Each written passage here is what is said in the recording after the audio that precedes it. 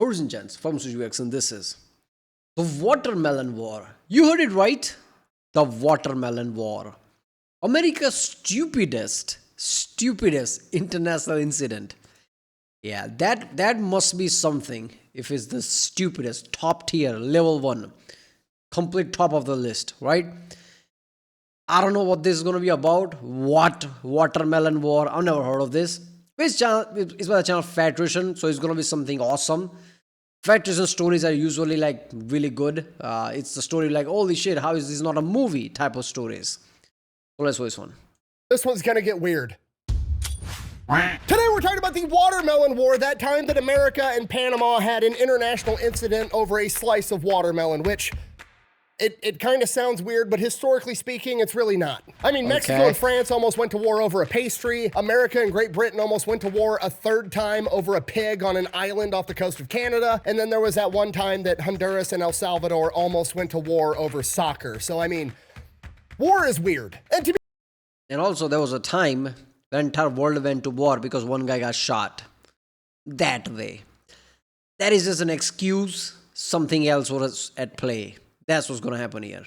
To be fair, while it is called the Watermelon War, it was more of a riot, but it's kind of called the war because it had such a historical impact on the world. It's crazy. Basically what happened was a drunk American got in a fight with a Panamanian street vendor over a single slice of watermelon, not even a whole watermelon, just one slice of watermelon, and that created a ripple effect through time that resulted with America creating the Panama Canal. Okay, I'm gonna say that a little bit slower if you're not picking up what I'm putting down. A drunk American got in an altercation over a slice of watermelon with a Panamanian street vendor, and then it resulted in America cutting the entire continent in half. And I'm gonna explain everything right after word from our sponsor. This video is brought to you by Element. Okay, look, we've been through this before. They've already sponsored the channel 10 times. They're gonna keep sponsoring the channel, mostly because I keep wanting to work with them because I actually like this shit. Okay, it's a super simple, straightforward product. It's just electrolyte mix, okay? I don't know how it works. Science is involved. It's like Gatorade, except there's Yeah, basically energy drink. This is what the hydration drinks are. Energy drink usually has caffeine in it. Usually these things suck, but this, I've seen this. Numbers are good actually. This is properly balanced to us, right? Usually things have higher sugar. If it has higher sugar, then it needs a higher content of everything else, including water. So you need to like figure that out. So I will go to original page link from there, support this channel.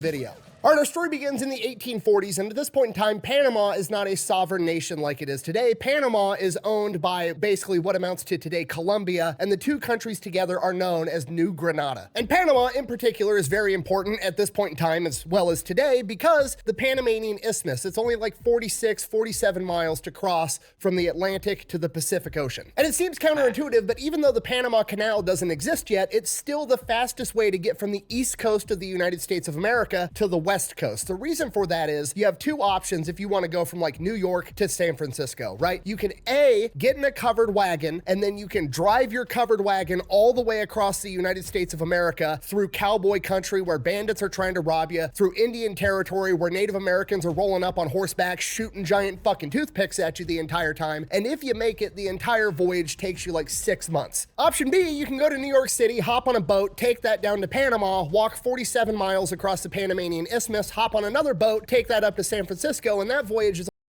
Oh my god. And knowing the distance between this is not as big as you think because this is a 2D map and globe is different. This is kind of a good, like, just pop in here and like, yeah, this is kind of a distance, but yeah.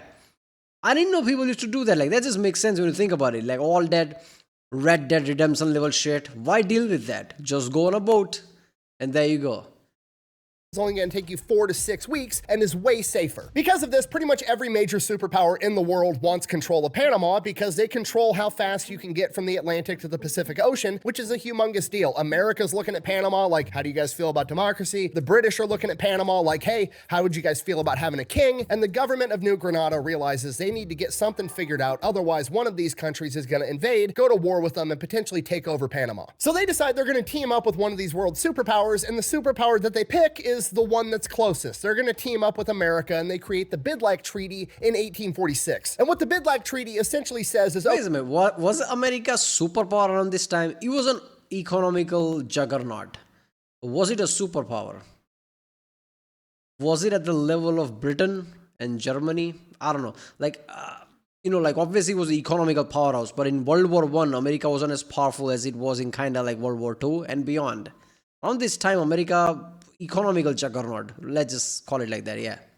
Okay, Panama is its own sovereign nation. We're going to allow you to have your military here. We're going to allow you to transport things across the Panamanian Isthmus. In exchange for us letting you do that for free, you're going to guarantee that Panama remains sovereign. You're not going to invade us, and if anybody else tries to invade us, you're going to come back us up. That's the Bid-like Treaty in a nutshell. And America takes that deal because America's getting everything they want. They don't actually want to own Panama. They just want to be able to transport their shit from left to right, from the Atlantic to the Pacific.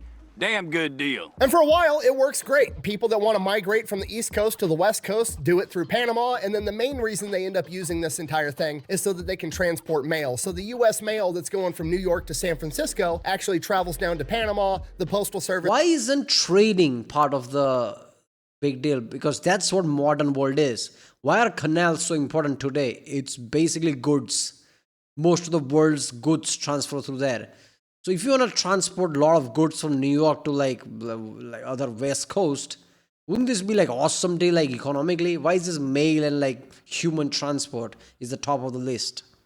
Throws it on a donkey, throws it in a canoe, takes it across the Panamanian Isthmus, loads it on another boat, takes it up to the West Coast. But then somebody in California strikes gold, and suddenly the California gold rush starts, and the traffic going through the Panamanian Isthmus to get up to California explodes exponentially. Now there's tens of thousands of people making this voyage so they can go up to California and try their luck at panning for gold. Then somebody gets the bright idea, hey, we've got thousands of people that want to get transported 40 miles across this Panamanian Isthmus as fast as possible so they can get up to California.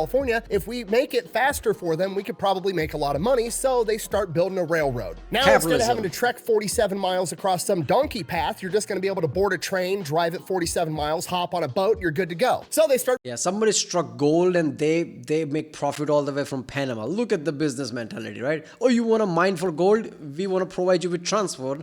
Given you give us money, they're like, yeah, we'll give you money if we get gold. Why the fuck not? There you go. Building this railroad, they employ a ton of local Panamanians to build the railroad for them, and it's a humongous boost to the Panamanian economy. That's where everybody's making all of their money. It's going great. Then to support the railroad, there's all kinds of other businesses coming in. They're throwing up hotels, they're throwing up bars, they're throwing up casinos, so people have stuff to do in that area while they're waiting to board the train, or once they get off the train, they can buy more supplies, whatever the case is. So they're throwing up a bunch of businesses as well. And fairly quickly, it's like this little tiny America inside of Panama. There's all these different businesses. You've got all these travelers coming through, spending money. It's an economic powerhouse. But we all know the saying, more money, more problems. I'm pretty sure Gandhi said that. But regardless, because of all this new money coming in, people and organized crime come in to... Kinda, technically. That's what Gandhi was very simplistic. Wearing very simple clothes and things. More money, more problem was kind of part of his, dictionary.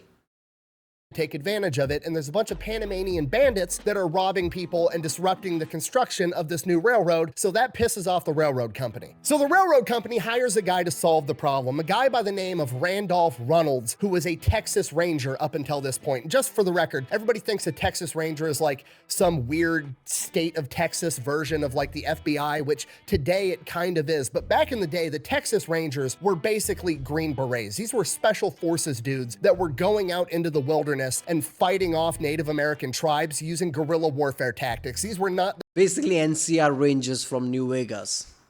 Yeah, in New Vegas, those are big statues. Rangers got morphed with like NCR. You try to get that armor. This is same mentality here. There you go. The guys that you wanted to fuck with back in the day. You come to the wrong place to dog wade, boy. That's right, old man. Watch those fancy shoes.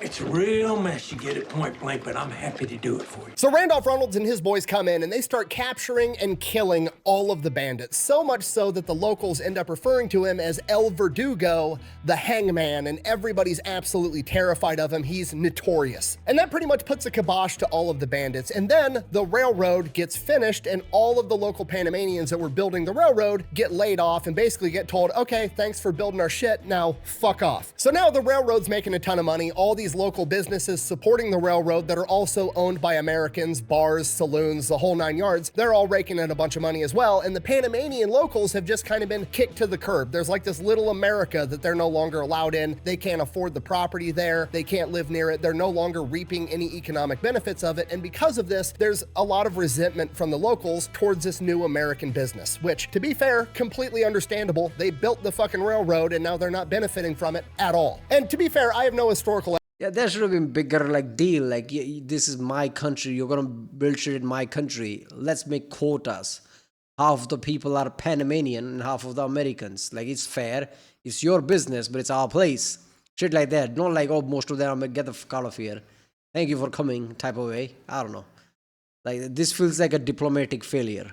Evidence to back this next part up. This is me assuming a couple of things, but I'm going to go ahead and assume that the Americans that were coming through and traveling weren't super respectful of the local Panamanians, because you got to realize the Americans that are coming, these are all people that are like, okay, we have like cobblestone streets and streetlights in a modern society in New York City. I'm going to risk all of that. I'm going to move out to the wilderness in California and risk my entire existence on my ability to dig up a shiny fucking rock. Okay, these are not risk adverse people. These are people that are willing to gamble at all. So I'm assuming when they show up, they're not being respectful of the local population. Yeah, life sucked back then, let's be honest, compared to now. Let's be honest, if we were living back then where there's not much to do, it really processes your brain right now that you're living at that time. What the fuck were you doing right now? Being a stable hand? Whatever, maybe fixing some bulbs back then, incandescent bulbs or whatever the fuck. That's life. Maybe try to score something. That's about it. What were there is no smartphone, there's no computer, there's no YouTube. What the yeah, so we're like, oh, by the way, let's risk everything. And there's a gold rush. There's innate nature, same nature when you play Elden Ring, trying to beat a boss and that endorphin shoots off. Same feeling. Maybe I'll go to California and get rich. That's a quest for you. Real life quest that you want to do. Fuck everything. And I would assume that makes it 10 times worse. Okay, I don't like it when people come into my small town and increase the wait time at the local restaurant. I definitely don't like it when they're being drunk assholes about it the entire time. That's just common sense. So that's what's going on in the background leading up to the Watermelon War. Then on April 15th, 1856, a bunch of Americans get in from the boat. They're waiting on the train to come pick them up. They've got a layover. One of these Americans is named John Oliver. Here's an artist rendition of what I believe he looked like. And John Oliver, like most That's not Brandon Herrera. What you talking about? Is named John Oliver. Here's an artist rendition of what I believe he looked like. And John Oliver, like most Americans, determines, okay, I got to sit here for a couple of hours waiting on this train to come pick me up. I'm going to the bar so I can get hammered. So him and his boys go out to the bar. They start drinking. They get absolutely obliterated. And it just turns into the movie The Hangover. They start bar hopping from bar to bar. And as they keep hopping from bar to bar, they keep getting further and further away from the train station. And the further away from the train station you go, the more and more it starts to look less like America and more like Panama. We don't have no beer, just tequila. What's tequila? Yeah, it's like beer. If it's like beer, we'll have some. 3 tequilas.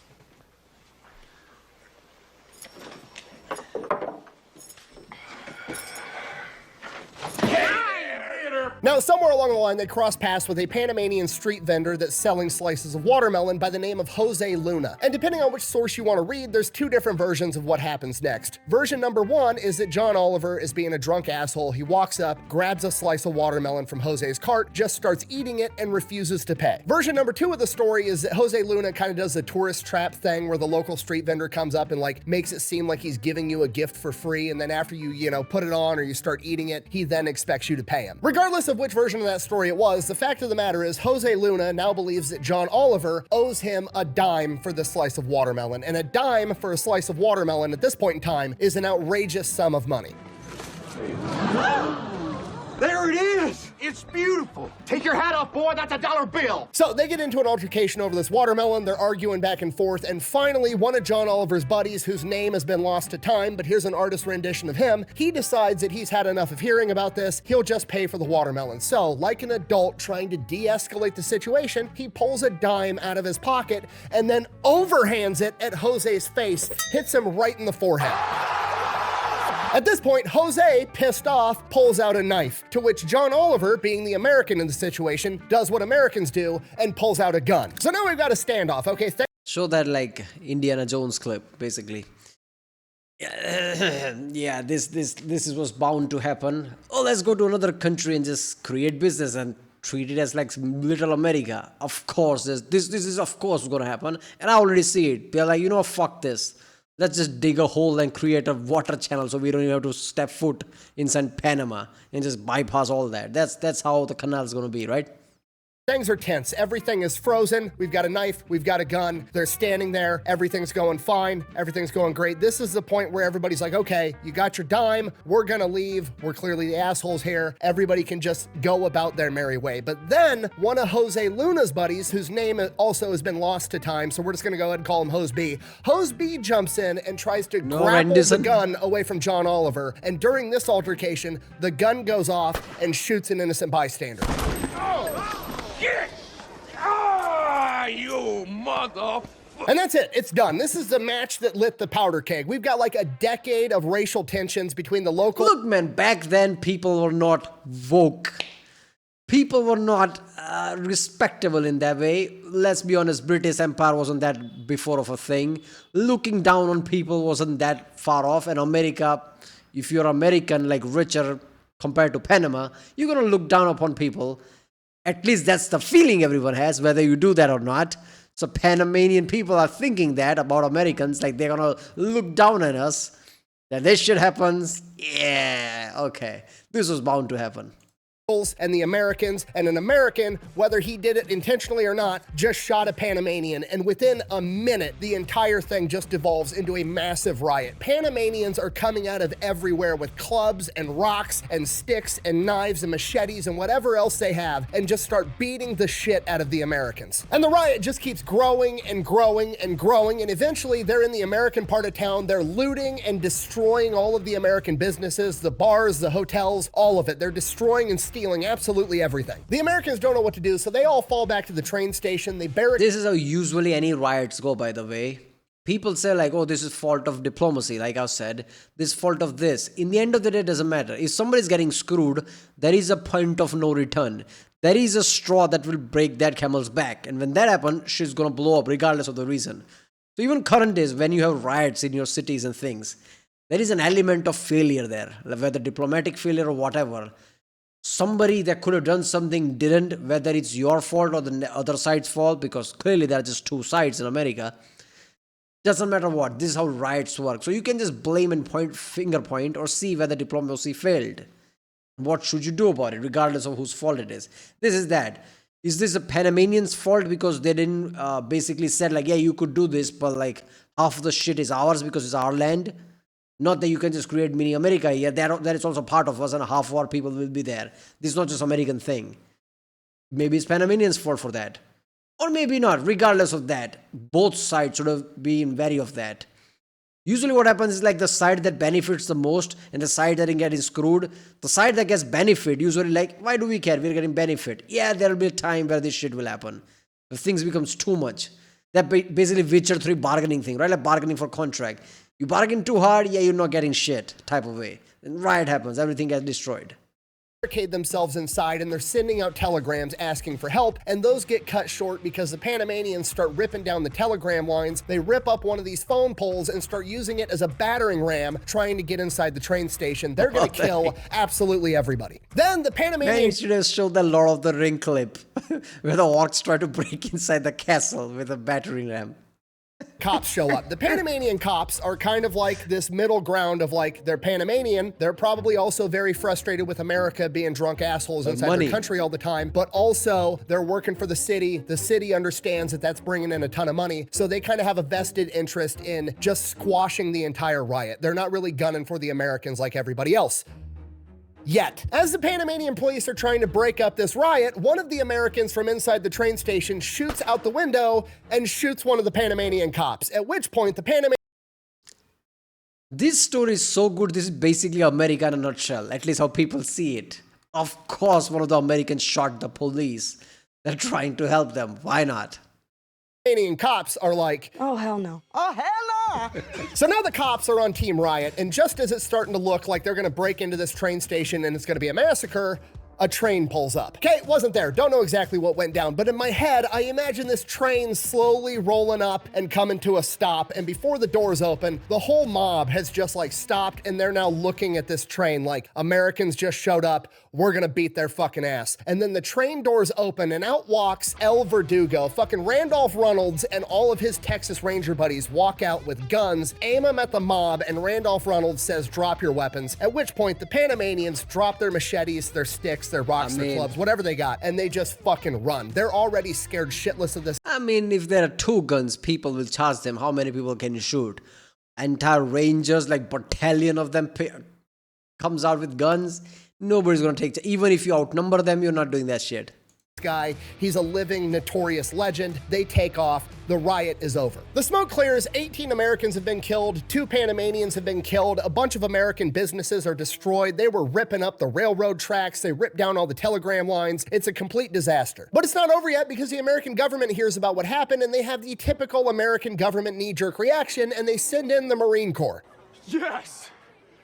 That's awesome! The Marines land in Panama 3 days after the watermelon riot, which is outrageously fast considering how long it takes for any communication in the 1840s. So the Marine Corps gets there, nothing really happens, they never fire a shot, basically the entire thing is over by this point in time. However, now the government of New Granada is pissed off that America just sent its military into their country. Like, that's an act of war, this is kind of a big deal. So the government of New Granada is like, you can't have your military in our country, to which America pulls the Uno reverse card and they're like, actually we can. We've got the Treaty of Bidlack that says we can have our military here to secure our own affairs, which is exactly what we're doing. To which the government of New Granada is kind of like, shit, they got a point. Okay, fine. The military can be here, do whatever you gotta do, and then get out. America, in typical American fashion, then doubles down and is like, by the way, whether it's our fault or not, whether we started this fight over a slice of watermelon, you guys destroyed a bunch of our stuff, the New Granada government is gonna pay for it. They fold,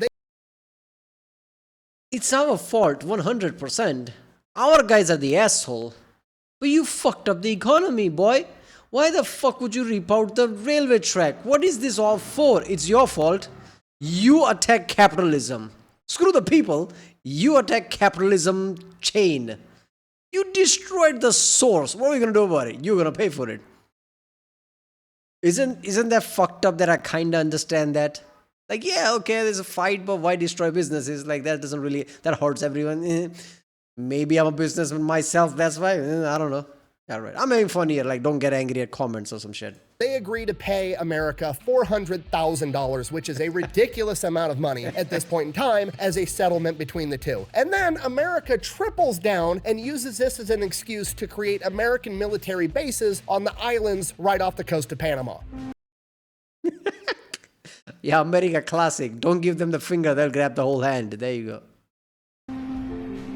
So now America has military bases right off the coast of Panama, and they have the diplomatic justification to be able to use their military anytime anything is going on the Panamanian Isthmus that they don't like, which they end up using and deploying the Marines like 15 more times over the course of the next 5 decades. So now we're in the early 1900s, 1903, America's got a president by the name of Teddy Roosevelt. Here I come. Oh, here I come. And Teddy Roosevelt decides he wants to build the Panama Canal. He wants to be able to drive his boats. Is it just me that old-timey footage that is like sped up is just awesome?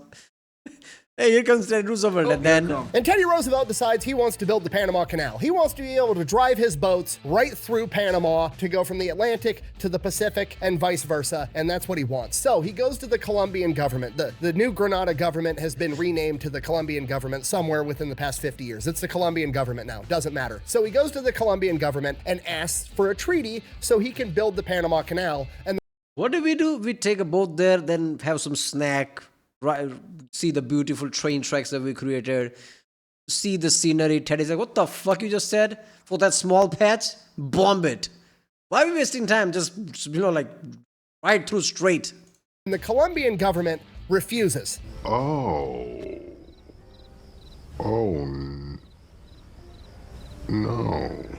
Which is a bold strategy considering that Teddy Roosevelt's most famous quote is, "Speak softly, but carry a big stick," which is literally a reference to you should always use diplomacy first, and if diplomacy doesn't work, you should use force. And at this point in time, a lot of the Panamanians were really upset with the Colombian government because Greater Colombia kind of treats Panama like a backwater. They're not investing in infrastructure. They're not really treating them as an equal part of the country. So there was a lot of resentment built up there. So Teddy Roosevelt goes in and is like, basically, hey, look, if you guys have a revolution, America's gonna back you, which is kind of the nudge they needed. So they start a revolution trying to get their own independence from Colombia, and Teddy Roosevelt sends the American Navy and gunships to block Colombia from sending any reinforcements.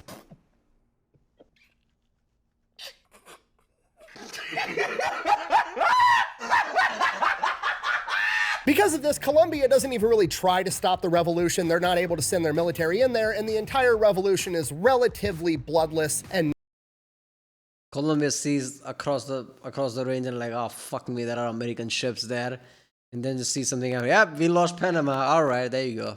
Maybe we should have done it differently. Non-violent, and Panama becomes its own sovereign nation. And you're never going to believe this, but the new Panamanian government is willing to sign a treaty to let America construct the Panama Canal. What are the odds of that? What are the odds of that? And there you have it. That is the story of how some dude found gold in California, which led to an American getting drunk in Panama, getting in a fight over a slice of watermelon, which led to Teddy Roosevelt cutting an entire continent in half. The more you know, I guess. Thanks for watching. Best way to support the channel is go buy some merch, maybe pick up some Echelon Energy, go check out Pepperbox. Links for all of those are over at thefatelectrician.com. Quack bang, out.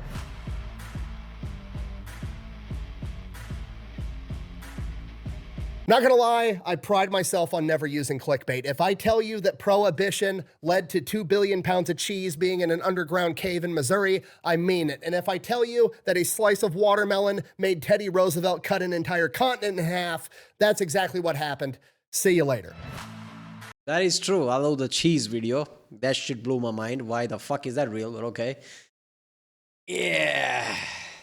Yeah, this is just some next level thing, the whole story of it. There you go, yeah, all the thing blew up and there you go, Panama Canal. Yeah, this was bound to happen, right? There are things that can't be stopped. Panama Canal was one of those things. It was eventual, like somebody would have done it. Of course, Americans did because of like, America's whole ideology is basically business. Even they were not military powerhouse, they were economical powerhouse, and yeah, this is how they were going, and then they became military powerhouse because money does that. Right, well, if you like my channel, subscribe, and I'll see you next time.